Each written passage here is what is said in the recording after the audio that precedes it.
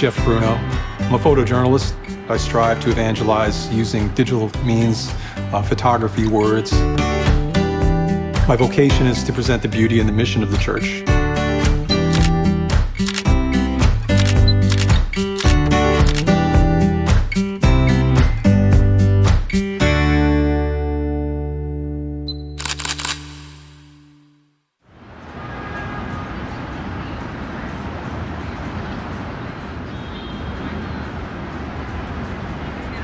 The first major job that I did was the Beatification of John Paul II. I had no experience. I had a rented camera, and I didn't know where I was supposed to go. I didn't speak the language.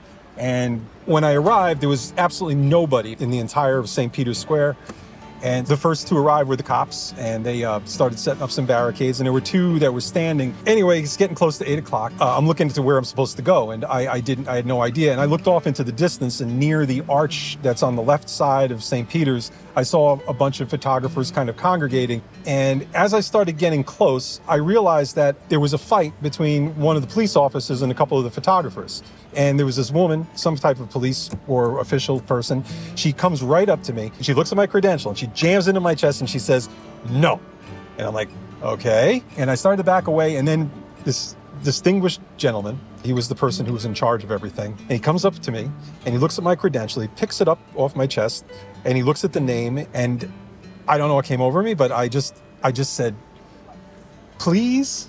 And he looks at me and he's like, "Okay." And then he waved to two plainclothes policemen, and they come over and they grab my shoulders and they start dragging me towards these other two guys. And I don't know what's happening. I don't know what I asked permission for. I don't know what's going on. I just know that something is happening. So they drag me over, and then a group of like 7, 8 other police or plainclothes guys surround us and kind of shuttle us off to the center of the stairs right in St. Peter's Square, right below the altar. And lo and behold, I look off to my right and I see that the Pope Mobile is coming up that way. It's like a center aisle that leads right up to the altar. And I see Pope Benedict, and Pope Benedict is getting really close. And I'm like, I was thrilled. I was like, holy man, that's Pope Benedict. And I guess I got to take some pictures. So I pick up my camera, and I was thrilled. I was beside myself. And I'm taking the pictures, click, click, click, taking them. And he's passing by, and I'm like, I could almost touch him. He was so close. And I was the happiest person in the world. And the outcome of that story was something that was even more amazing in a sense. One of the photographs that I had taken in that setting, it ended up in the New York Post. It ended up all around the world in so many different magazines and periodicals. It was the #1 selling picture of Pope Benedict for about 1.5 years on Shutterstock. And it was probably the first image that gained where I gained any kind of attention. And it was something that kind of propelled me, along the path. So, you could call it luck, you could call a lot of things, fate, whatever, but, I think it was a grace, and it was something that, I'll be eternally grateful for, and I will never forget.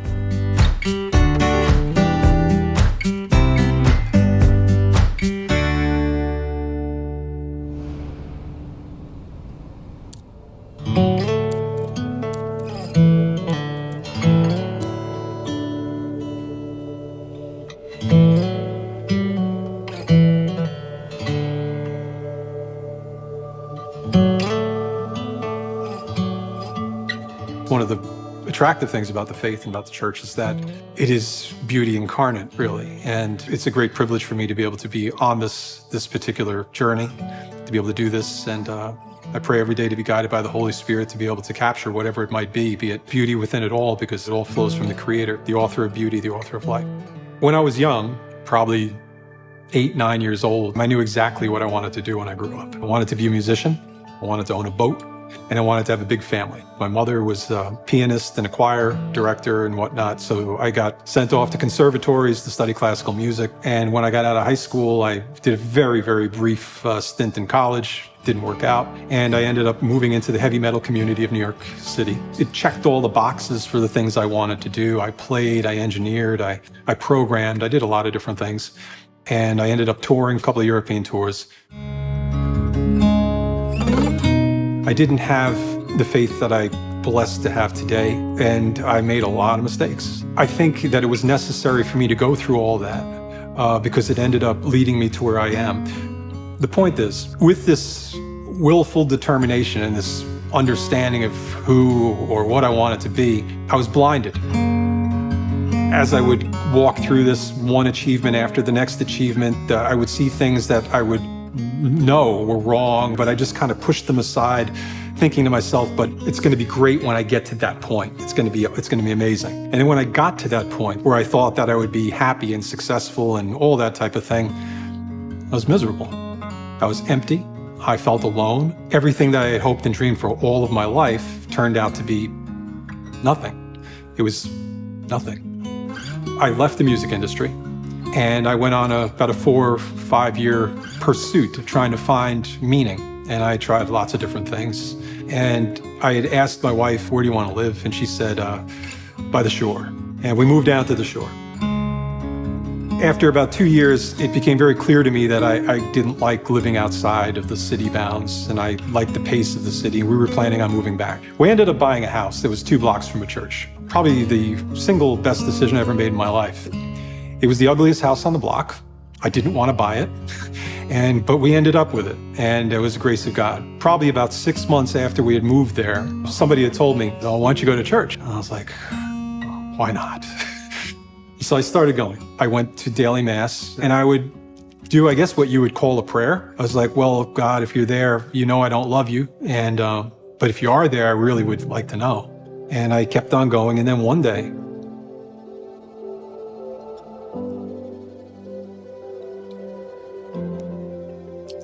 I knelt down after receiving the Blessed Sacrament, and all I can say is that I felt this embrace, and changed everything.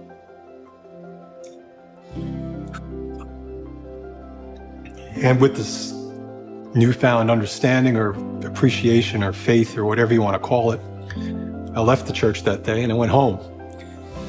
My wife was there and she looked at me and she's like, what happened to you? I'm like, you're not going to believe this. And I explained to her what happened, and then the very first thing that I thought was just like, well, if you're real, what do you want me to do? And after this experience, I wanted to learn more about the faith. And I looked at the internet, and the internet was a disaster to begin with because it was just in its early stages, but the Catholic internet was particularly bad. So in my post-conversion zeal, I said, I'm going to fix this. And I started building websites. But then I realized that there were no photographs. I couldn't illustrate stories or anything, so I bought a camera and I began taking pictures. And then what happened was that, pictures became a thing. I started seeing things within the church, and I started shooting more and more and more and more, and then people asked me to.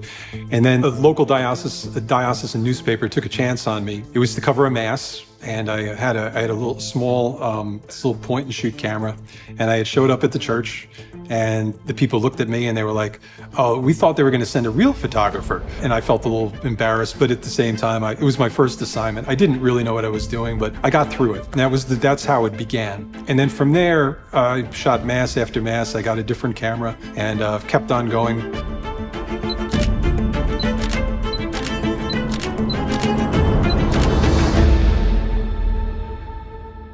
I was covering the New York State Eucharistic Congress up in Voorheesville, and there was a mother and a daughter, and the daughter was probably, I guess, about 6 or 7 years old. And I just noticed them out of the corner of my eye. I turned the lens towards them. Adoration was going on, and I saw the mother explaining to the daughter about what she was witnessing. And if you could see in the eyes of both the mother and the daughter, not only the bond between the two of them, but how the mother was sharing her faith, communicating God's love for her through the gestures, the hand motions, and that right there is just a small glimpse into the life of grace within people and how they project it or how they live it and how they interact with other people. That was a profound moment for me.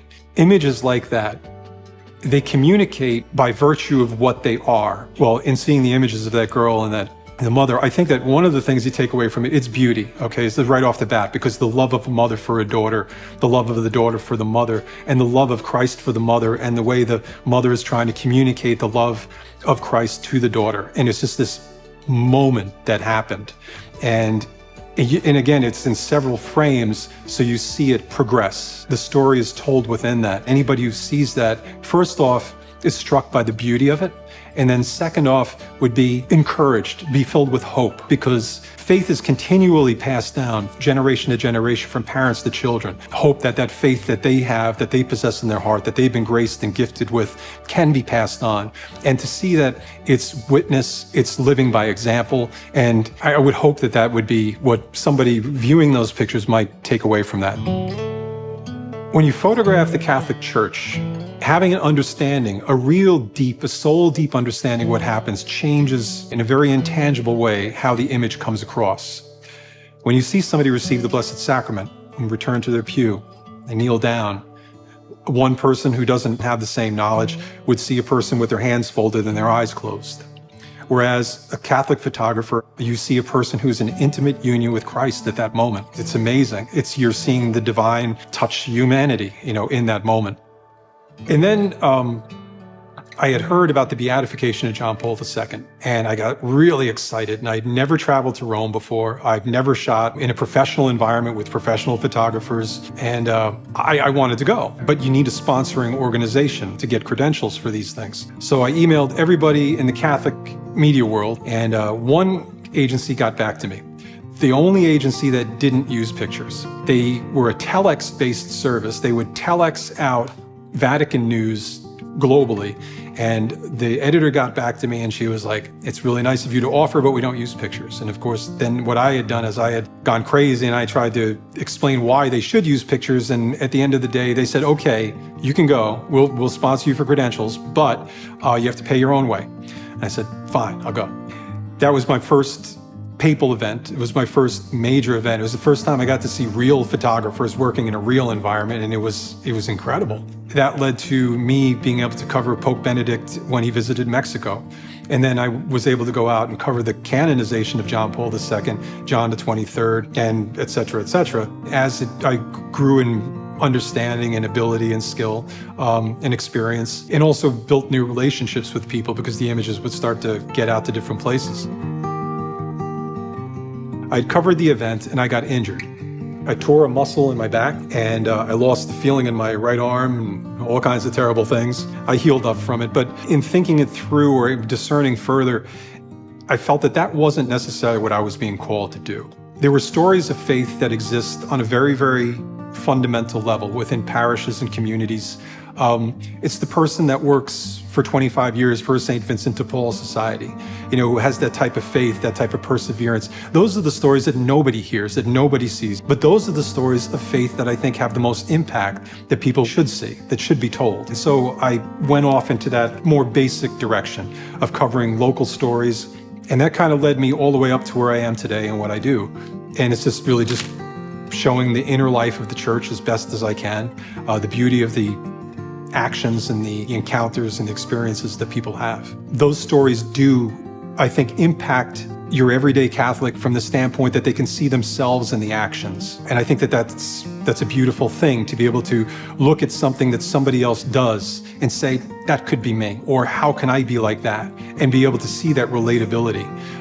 Because the fundamental part of the faith is something that has grossly been underreported or underpresented. And I wish that there'd be more people showing those stories. And it would be wonderful for, even within a parish community, for those stories to be presented to that parish community, to bring more life to the parish.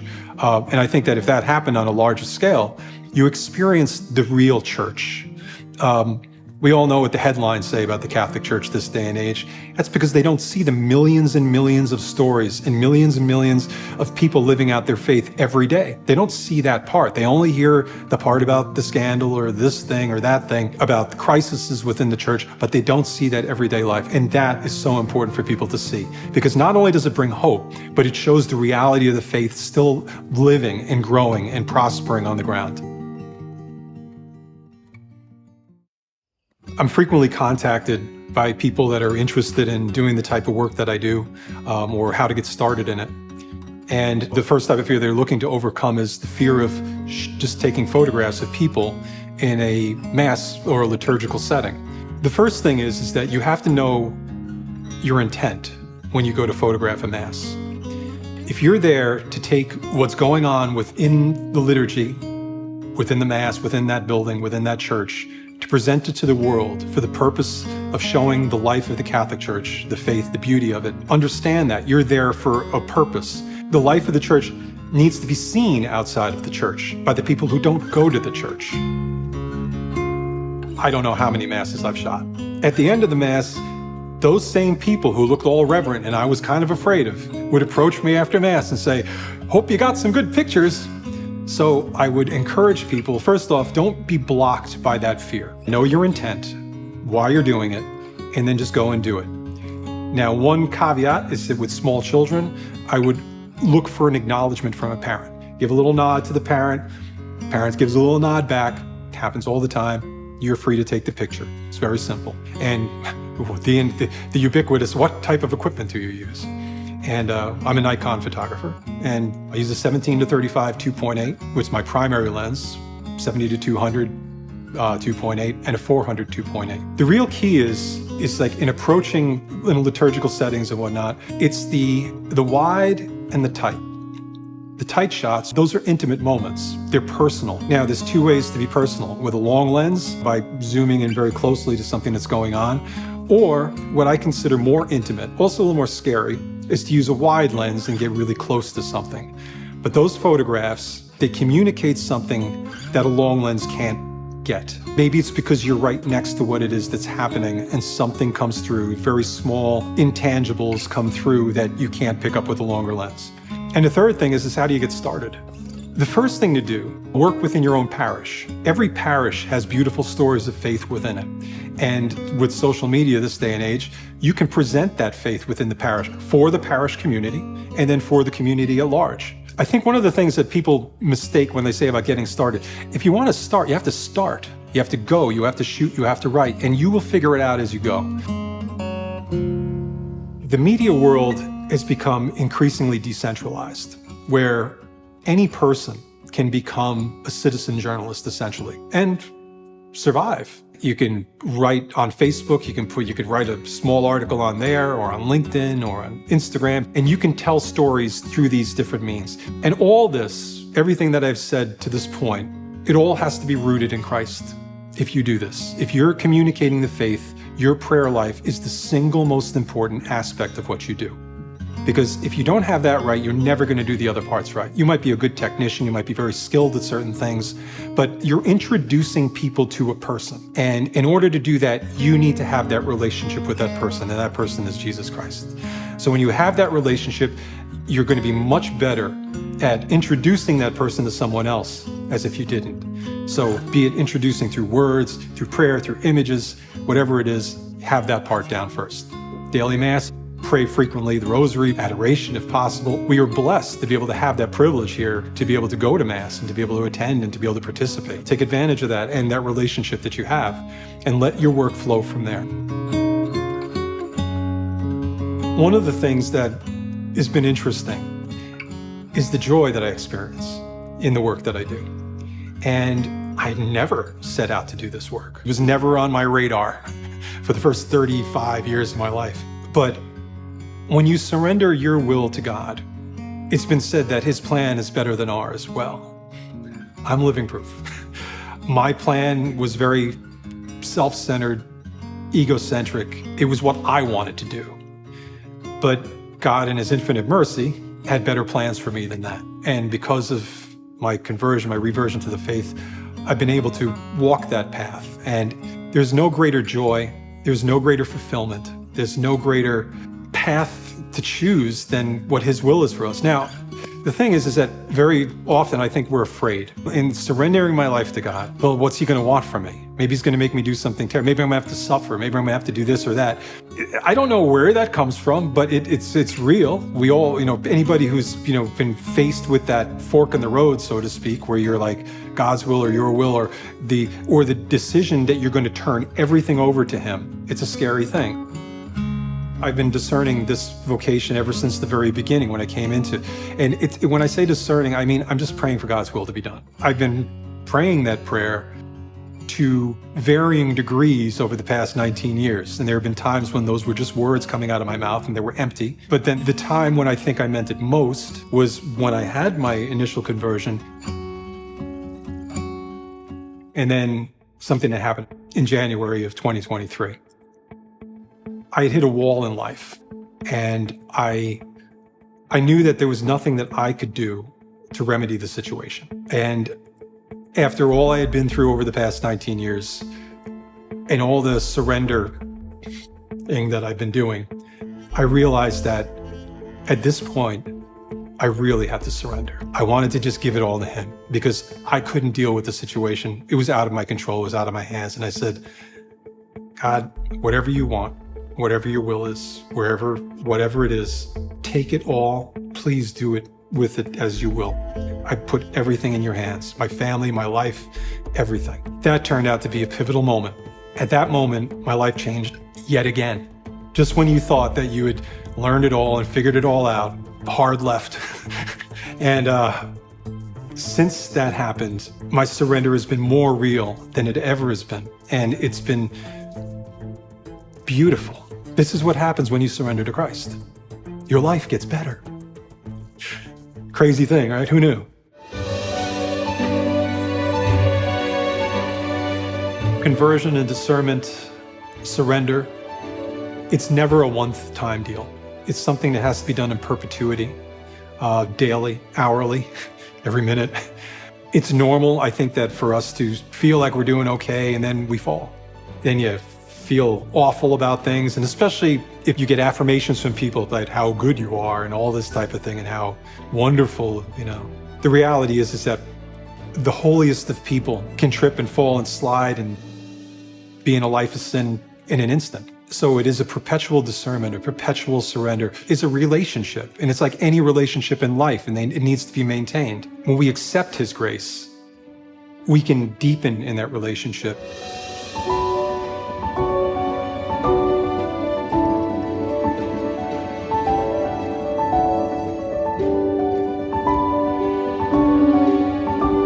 I've been monumentally blessed to be in the presence of grace and the presence of Christ and the presence of Christ in others in a way that very few people are ever going to be able to do, through photographing masses, through interviewing people, so I'm perpetually bombarded by the goodness and the beauty of Christ and the church. But what do I do with that? Do I just take it for myself? No, I can't. If I did that, that would be bad. I have to take that and I have to show people this stuff. I mean, this is the thing, you know, that this is the calling, this is the vocation.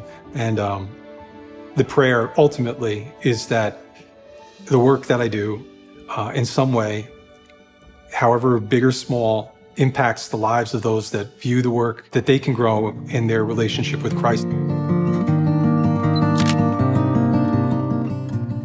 One of the tricky parts about covering liturgies is, are you attending Mass? Are you covering the Mass? Are you praying? Are you working? What are you doing? And there are times when I participate in the liturgy while I'm taking images. And then there are times when I'm there strictly to take images or take photographs, and I'm more removed from it. At the Eucharistic Congress in New York, I'll never forget, I received the Blessed Sacrament. And again, overwhelmed by grace, you know, and then the tears come. And then when the tears come, it's very hard to take pictures. So the stains on the back of my viewfinder, the tears, you know, feel very vulnerable in that moment, and also very grateful. And this is, again, all about surrender. You surrender to His will. You go off on that, whatever it might be. It doesn't have to be photography. If you surrender your life to Christ, you enter into that relationship, walking with Him, allowing His grace to flow through you into others. You will encounter Christ in others. You will encounter Him in the sacraments. You will encounter Him in life. You will be walking with Him. And in that are the greatest joys that you will ever experience in your life. It's just the most beautiful, incredible thing.